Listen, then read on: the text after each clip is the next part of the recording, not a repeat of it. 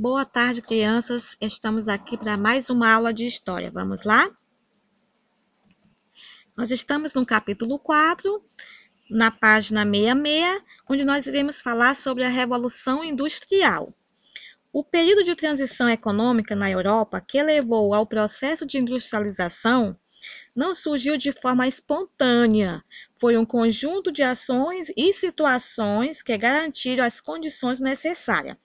Entre esses fatores se destacaram as grandes navegações, o mercantilismo, tá?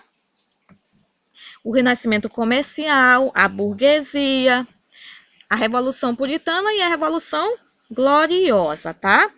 Que foram esses fatores que foram decisivos para o surgimento da Revolução Industrial na Inglaterra. Vamos lá? Em meados do século XVIII, ocorreu na Inglaterra a chamada Revolução Industrial, marco da consolidação do sistema capitalista no mundo. A Revolução Industrial mudou todas as formas de relações na Europa. Por exemplo, a agricultura deixou de ser a base econômica, a produção em larga escala passou a determinar a economia, o trabalho humano foi substituído por máquinas, além de o trabalho exercido ser especializado, cada etapa de produção era realizada por diferentes pessoas com funções específicas e não mais por uma pessoa desenvolvendo várias atividades. As nações passaram a modificar suas relações políticas e econômicas, criando regras para reger o mercado e o escoamento de produção. Para que a industrialização acontecesse, foram necessários vários fatores. Aqui nós temos dois desses fatores, certo? A acumulação de capital, principalmente no período das grandes navegações, do sistema colonial e da política mercantilista. Temos também a invenção do motor a vapor. Também foi decisiva para a consolidação do capitalismo no mundo, em função de ter dado uma maior velocidade à industrialização, ou seja, à produção industrial, certo? Vamos lá? A Revolução Industrial apresentou 3 fases diferentes. A primeira delas foi em 1780 e 1830, com o surgimento das primeiras máquinas. A segunda fase ficou conhecida como Revolução Tecnológica e ocorreu entre 1860 e 1945, com o desenvolvimento de novas técnicas e novas indústrias voltadas para a produção automobilísticas e de armas, tá? A terceira fase ainda está em curso e ficou conhecida como Revolução Digital, iniciada a partir dos anos 70, com o surgimento dos computadores da robótica. É isso aí, criança. Vamos lá? Vários foram os motivos que fizeram a Revolução Industrial na Inglaterra surgir na Inglaterra, digamos assim. E isso não tem a ver apenas com o desenvolvimento de tecnologias, mas também com questões econômicas e políticas. Vamos lá? Aqui tem algumas dessas condições, tá? Alguns desses motivos foram: a Inglaterra foi uma das primeiras nações a contestar a monarquia absolutista, criando um parlamento que teria a função de limitar o poder real. Em consequência disso, a Revolução Gloriosa de 1689 possibilitou a criação e a ampliação de leis que garantisse a produção industrial e o lucro gerado a partir do setor privado. O liberalismo econômico foi importante, pois o Estado não deveria interferir na economia, podendo assim regular a si mesmo no mercado, facilitando inclusive o desenvolvimento tecnológico. Foi fundamental para o crescimento da industrialização, tá?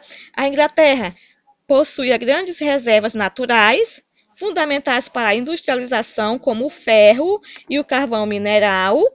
A burguesia foi a principal financiadora da industrialização, pois tinha acúmulo bastante capital com o comércio, principalmente marítimo, portanto, pôde pagar trabalhadores assalariados, investir em tecnologias para o desenvolvimento da indústria e adquirir o quê? Matéria-prima, certo? E as leis de cercamento foram outro fator importante também, tá bom? Isso aí, alguns fatores, ou seja, alguns dos motivos que fizeram a Revolução Industrial surgir na Inglaterra, tá? Aqui nós temos a Revolução Industrial, trouxe o quê? Trouxe para o mundo uma nova forma de estrutura econômica. Temos a primeira fase, a segunda fase e a terceira fase, tá? E a terceira fase. Primeira fase, quando surgiu as máquinas a vapor. A terceira fase, já no século XIX, com o desenvolvimento da eletricidade.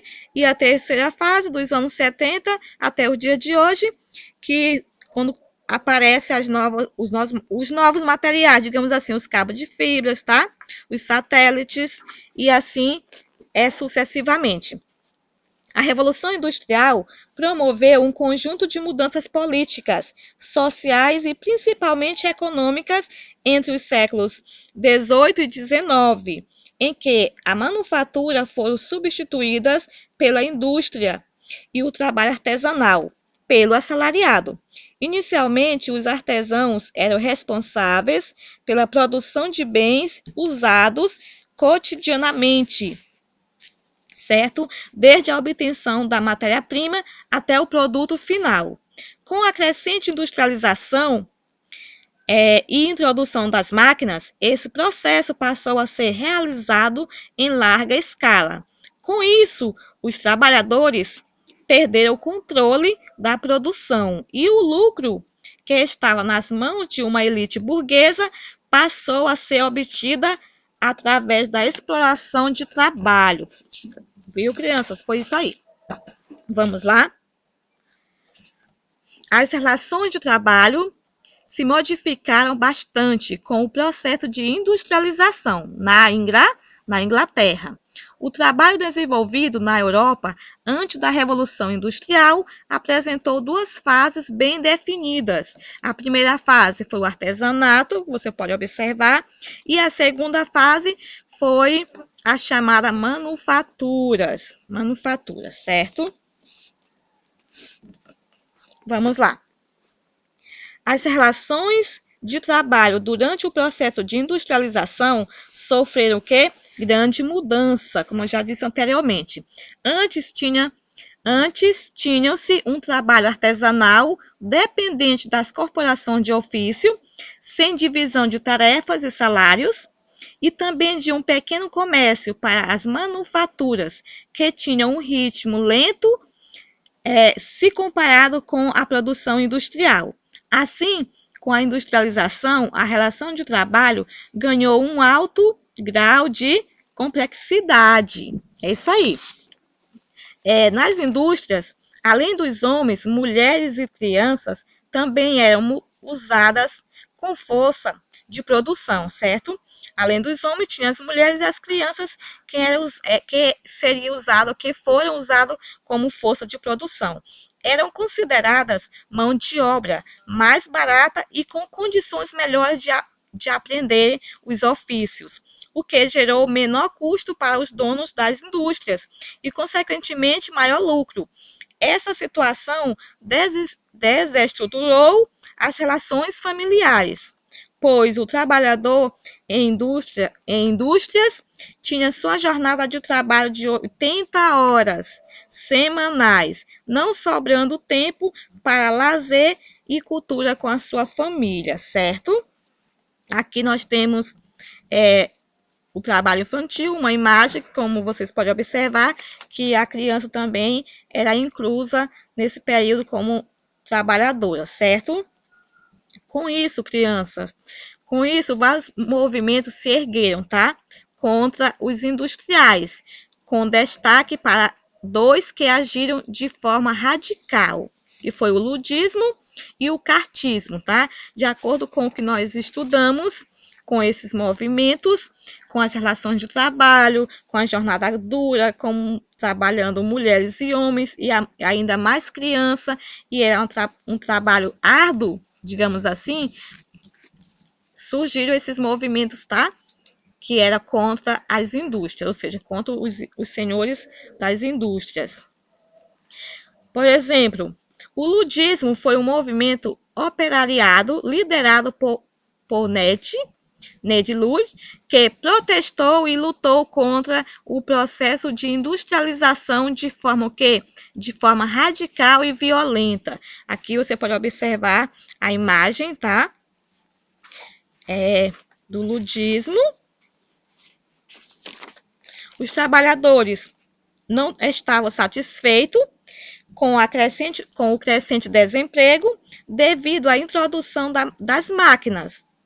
As ações do ludismo eram queimar plantações, inundar minas, quebrar máquinas e até invadir as fábricas, reivindicando assim melhores salários e tempo de lazer e cultura, tá? Isso aqui era o que eles reivindicavam, o movimento deles. E aqui nós vamos ver o cartismo. Teve característica de reivindicação de direitos trabalhistas, mas também buscou o direito ao voto para todos os homens e mulheres. As principais reivindicações dos cartistas foram redução de jornada de trabalho das 16 horas diárias para 8 horas diárias, regulamentação do trabalho feminino, proibição do trabalho infantil, folga aos finais de semana e o direito ao voto universal, tá bom? Isso aqui foram os dois movimentos os dois principais movimentos que surgiram com a Revolução Industrial. E hoje nós iremos ficar até aqui, tá bom? Agora nós iremos para nossas atividades e qualquer dúvida, só me chamar, vou estar aqui. Nossas atividades estão na página 70, 71, 75 e 76, página 77 a 79. Bons estudos, crianças, e até a próxima aula.